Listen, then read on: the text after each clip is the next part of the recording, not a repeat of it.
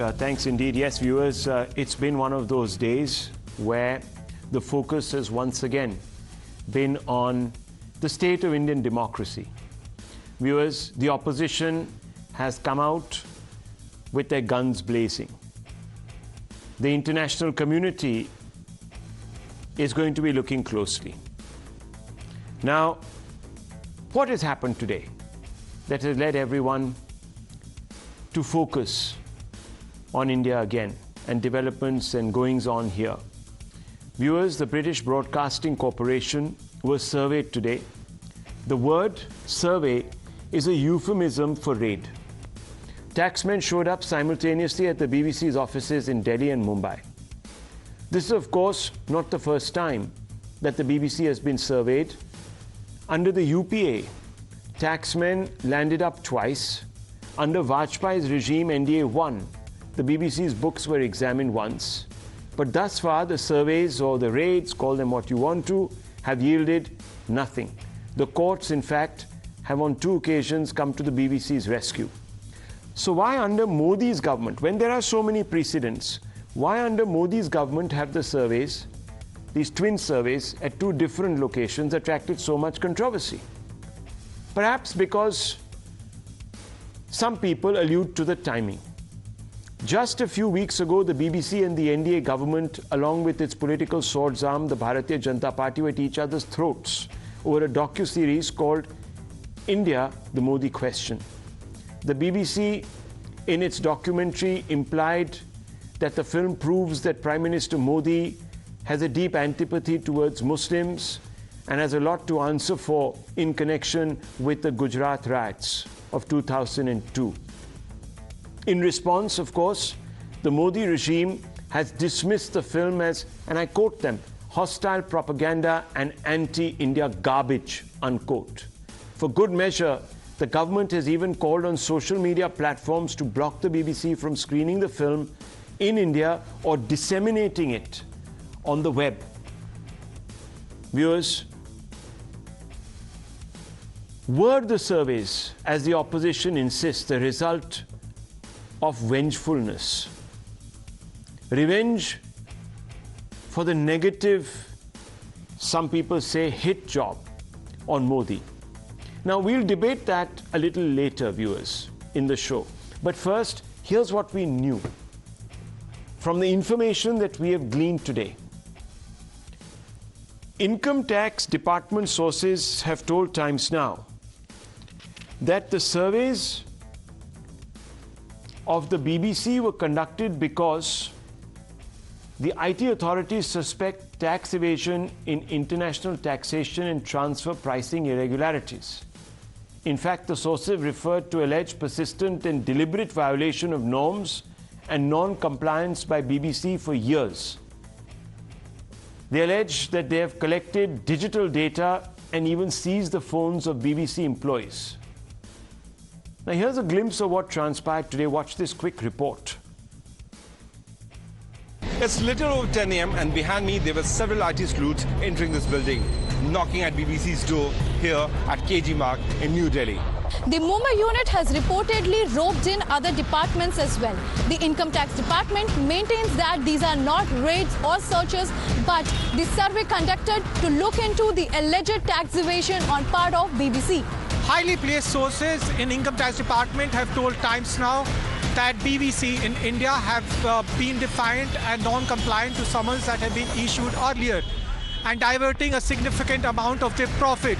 And that's the reason why these surveys are being carried out today. It's close to 11:30 a.m. and the action has begun to unfold at the BBC office here in Mumbai.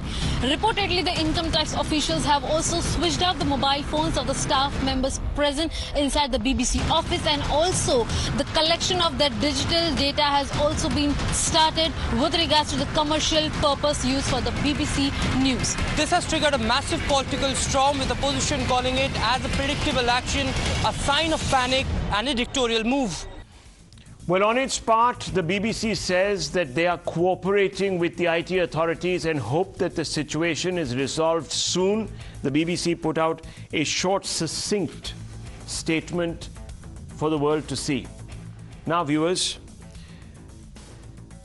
let's for a moment focus on what the government has said in its response and the BJP to the claim that this entire survey reeks of vengefulness. Now, Mahua Moitra, for example, the TMC leader, said raids at BBC but VIP treatment for Adani. Congress said this is an undeclared emergency. Jairam Ramesh says must act against Adani, but government behind the BBC. And there have been several of these responses. So the Union Home Minister talked about the BBC today and felt that they are actually militantly opposed to the Prime Minister. And other BJP spokesperson viewers also came out with their guns blazing. Listen in.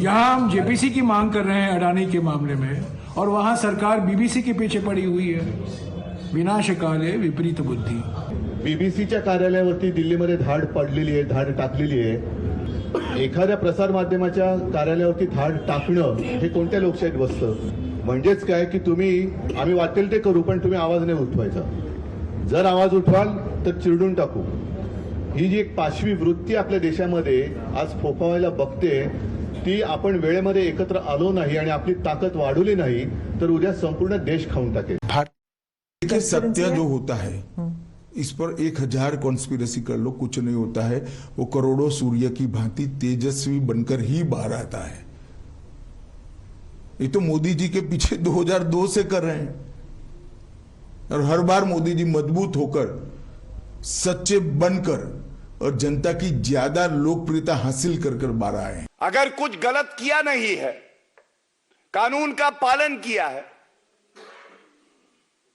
तो फिर डर कैसा BBC के अगर कृत्य देखें तो यह पूरे विश्व की सबसे भ्रष्ट बकवास कॉरपोरेशन हो गई है और दुख की बात यह है कि बीबीसी का प्रोपेगेंडा और कांग्रेस का एजेंडा एक साथ मेल खाता है और यह कहना गलत नहीं है क्यों ऐसा होता है कि कांग्रेस का हाथ देश विरोधियों के साथ I think the opposition is acting very prematurely because they do not know the reason why. They're just putting two and two together and making it a political issue. Fact of the matter is the IT before it conducts it. Now let's put this all in perspective for you viewers. Similar notices were sent to the BBC by the UPA and they justified the surveys then. Here are some hard facts and they're on your screens. Viewers, in 2009, IT notice was sent to the BBC related to tax reassessments from 2002-03. That was under the Vajpayee era. They were quashed by Delhi High Court in March 2016. So this all happened, these raids or notices that were sent rather, happened under the UPA. IT notice in 2010 was also sent to the BBC, again Congress government, related to tax reassessment from 2003-04. Quashed by Delhi High Court in February 2014. Now, viewers, for decades also the opposition, especially the Congress, has been at loggerheads with the BBC for allegedly doing notoriously, as they call them, anti-India stories. Incidentally, the same accusation is being made against the BBC by the NDA, the Modi NDA today. Now, let's take you back. BBC was expelled from India during the emergency. That was in 1975. In 1970-72, BBC ban after Calcutta and Phantom India films caused outrage for prejudicial and negative depictions of the country. Both films were banned and BBC expelled from India till 1972. 2015, BBC's India's Daughter banned. This was in 2015, as I said, ban on commercial release of film on the 2012 Delhi gang rape. Also, 2023, BBC docuseries now has been banned. This one on Modi. So is there truth, viewers? All of this paranoia, is it? Or is there some amount of genuine misgiving based on certain facts? Now, viewers, is there truth to the claim that the BBC has a pronounced anti-India bias? Well, viewers, this is largely a matter of subjective interpretation, but let me point to some inconsistencies across sensitive issues. And I can tell you that after I explain to you these inconsistencies, even those Indians, and I have to say they're quite a majority of those Indians, who tend to be a little enamored by institutions of the West and therefore tend to give them a wide berth, will perhaps admit that the BBC has employed double standards in its coverage of India. And let me walk you through some of these instances. Now, viewers, Burhan Wani, the terrorist, was referred to as a militant, driven to militancy at the age of 15 after suffering state oppression for no reason. That three words, for no reason, should be the ones that should be put in the quotations, because, viewers, that was what was emphasized in the article that emerged. And on the other side, the BBC headline, recent headline, says how Sweden became an exporter of jihad, condemning minorities in Sweden, mostly Muslims, as jihadists, viewers. So in Sweden, Muslim immigrants, those who have settled, are jihadis, but in Kashmir, they are victims of state oppression that were forced to pick up the gun. Viewers, let's look at other examples.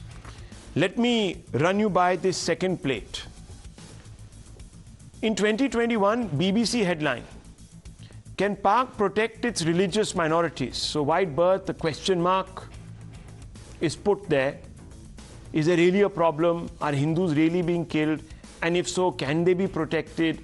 Charitable. In 2019, BBC headline read, are India's claims on minorities being persecuted in other nations true?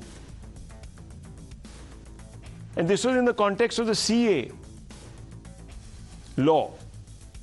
So viewers, India is being questioned for pointing out what is an internationally well-known fact, a globally acknowledged fact, that Hindus, Sikhs, Christians, Parsis have been butchered to almost extinction in Pakistan, or even in some now instances in Bangladesh. Increasingly, there are attacks on minorities there.